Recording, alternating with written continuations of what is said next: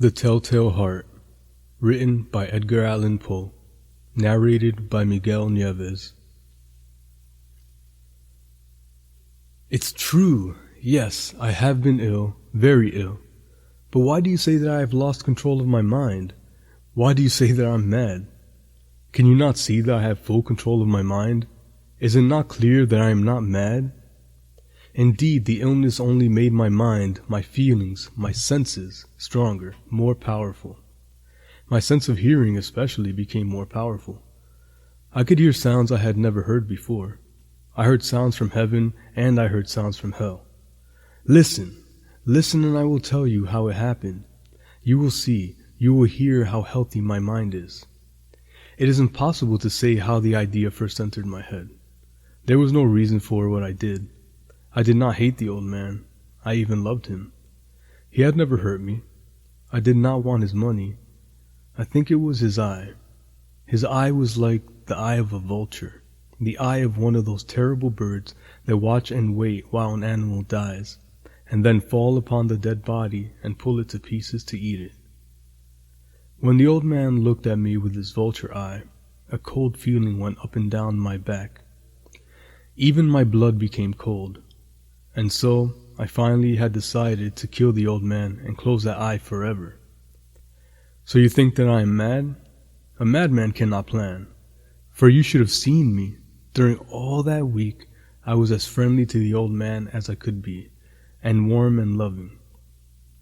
Every night at about 12 o'clock, I slowly opened his door, and when the door was opened wide enough, I put my hand in, and then my head. In my hand I held a light covered with a cloth so that no light showed. And I stood there quietly. Then, carefully, I lifted the cloth just a little so that a single thin, small light fell across that eye. For 7 nights I did this, 7 long nights, every night at midnight. Always the eye was closed, so it was impossible for me to do the work. For it was not the old man I felt I had to kill. It was the eye, his evil eye.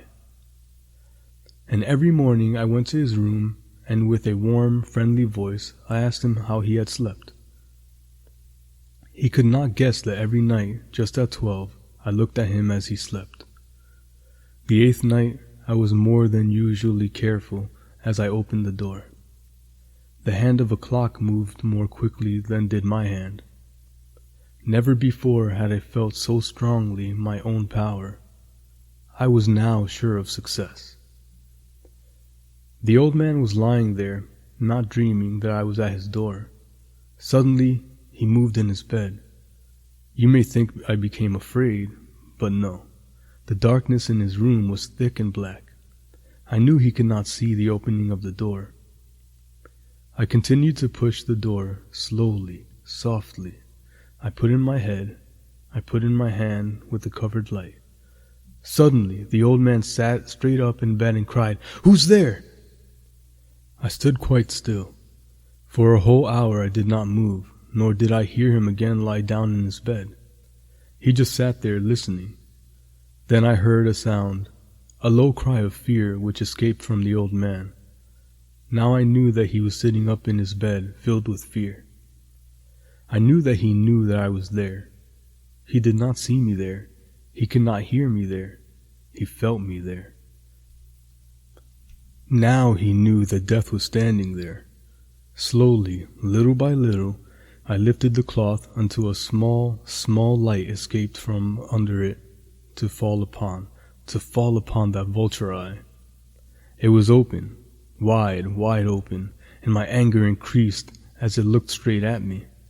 I could not see the old man's face, only that eye, that hard blue eye, and the blood in my body became like ice. Have I not told you that my hearing had become unusually strong? Now I could hear a quick, low, soft sound, like the sound of a clock heard through a wall. It was the beating of the old man's heart. I tried to stand quietly, but the sound grew louder. The old man's fear must have been great indeed, and as the sound grew louder, my anger became greater and more painful. But it was more than anger. In the quiet night, In the dark silence of the bedroom, my anger became fear, for the heart was beating so loudly that I was sure someone would hear it. The time had come. I rushed into the room crying, "Die! Die!" The old man gave a loud cry of fear as I fell upon him and held the bed covers tightly over his head. Still, his heart was beating, but I smiled as I felt that the success was near. For many minutes that heart continued to beat, but at last the beating stopped. The old man was dead. I took away the bed covers and held my ear over his heart. There was no sound. Yes, he was dead. Dead as a stone, his eye would trouble me no more. So I am mad, you say. You should have seen how careful I was to put the body where no one could find it.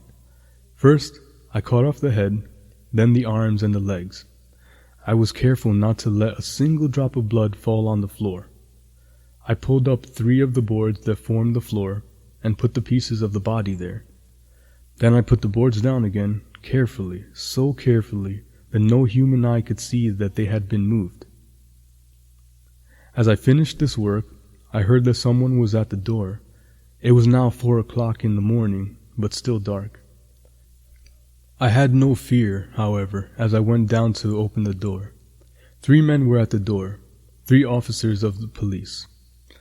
One of the neighbors had heard the old man's cry and had called the police. These 3 had come to ask questions and to search the house. I asked the policeman to come in. The cry, I said, was my own, in my dream. The old man, I said, was away. He had gone to visit a friend in the country. I took them through the whole house, telling them to search it all, to search well. I led them finally into the old man's bedroom. As if playing a game with them, I asked them to sit down and talk for a while. My easy, quiet manner made the policemen believe my story. So they sat talking with me in a friendly way.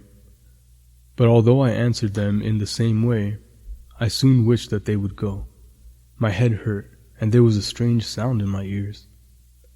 I talked more and faster. The sound became clearer, and still they sat and talked.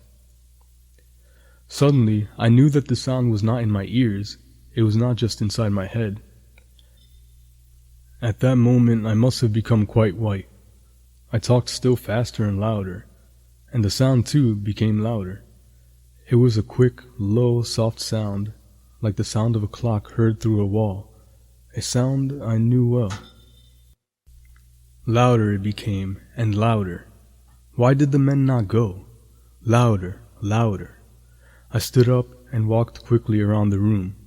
I pushed my chair across the floor to make more noise, to cover that terrible sound, and I talked even louder, and still the men sat, talked, and smiled. Was it possible that they could not hear? No, they heard. I was certain of it. They knew. Now it was they who were playing a game with me. I was suffering more than I could bear from their smiles and from that sound. Louder, louder, louder. Suddenly, I could bear it no longer. I pointed at the boards and cried, "Yes, yes, I killed him. Pull up the boards and you shall see. I killed him." But why does his heart not stop beating? Why does it not stop?